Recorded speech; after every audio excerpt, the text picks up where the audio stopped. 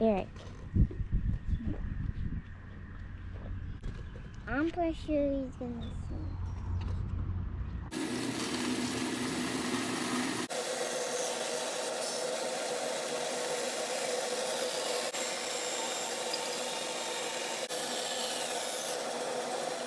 Welcome to episode 5, I believe. And hopefully by the end of this episode, you're going to see me on the water on this thing, which I'll be honest with you, it kind of feels weird to say because this has been almost a 1-year project for me.